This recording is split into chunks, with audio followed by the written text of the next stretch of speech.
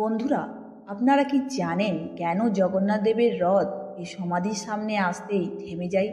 কি এমন রহস্য আছে যার কারণে জগন্নাথ দেবের রথ থেমে যায়? চলুন বন্ধুরা, আজ সেই সব রহস্য কথা জানবো এই ভিডিওর মাধ্যমে। অবশ্যই ভিডিওটি শেষ পর্যন্ত দেখতে থাকুন। আর মাত্র দুদিন পরেই রথযাত্রা, অর্থাৎ 27শে জুন শুক্রবার। প্রতি বছর পুরীতে জগন্নাথ রথযাত্রা বের করা হয়। এই রথযাত্রার সঙ্গে সম্পর্কিত এমন অনেক রহস্য যা খুবই আশ্চর্যজনক। জেনে নিই সেই অজানা কাহিনী। ওড়িশার পুরীতে অবস্থিত ভগবান জগন্নাথ মন্দির ভারতের অন্যতম পবিত্র স্থান। প্রতি বছর আষাঢ় মাসে শুক্লপক্ষে দ্বিতীয় তিথিতেই জগন্নাথের একটি বিশাল রথযাত্রা বের হয়। এই যাত্রায় অংশ নিতে সারা দেশ থেকে ভক্তরা পুরীতে ভিড় করেন। জগন্নাথপুরী হলো একমাত্র মন্দির যেখানে ভগবান কৃষ্ণ ও তার ভাই বলভদ্র এবং বোন সুভদ্রার সঙ্গে পূজিত হন।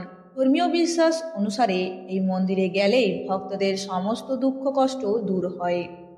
জগন্নাথ মন্দির এবং জগন্নাথ রথযাত্রা সম্পর্কিত এমন অনেক জিনিস রয়েছে যা আজও মানুষকে অবাক করে। জগন্নাথ রথযাত্রায় হাজার হাজার ভক্তের সমাগম হয় এবং সবাই পূর্ণ উৎসাহে রথ টানে। এই সময় ভক্তরা ঢোল এবং আড়ম্বর সহ শহর ভ্রমণের জন্য জগন্নাথ দেবের রথ নিয়ে যান।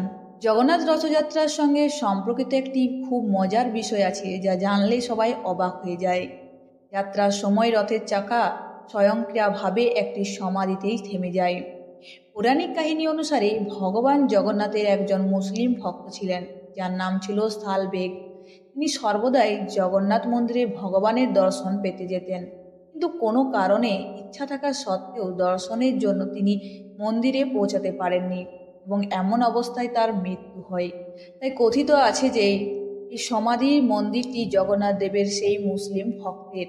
তার মৃত্যুর পর যখনই জগন্নাথ দেবের রথযাত্রা বের করা হয় তখনই রথটি হঠাৎ এই সমাধির কাছে এসেই থেমে যায় এবং কিছু সময়ের জন্য আর এগোয় না। এরপরে এলাকার লোকেরা সেই ভক্তের আত্মা শান্তির জন্য ভগবান জগন্নাথের কাছে প্রার্থনা করে এবং তারপরে আবার রথের চাকা এগিয়ে যায়। সেই দিন থেকে আজও অবধি জগন্নাথ রথযাত্রা শুরু হলে এই মন্দিরে কিছু সময়ের জন্য রথ অবশ্যই থামানো হয়। আজ এটি একটি ঐতিহাসিক হিসেবে অনুসরণ করা হয়।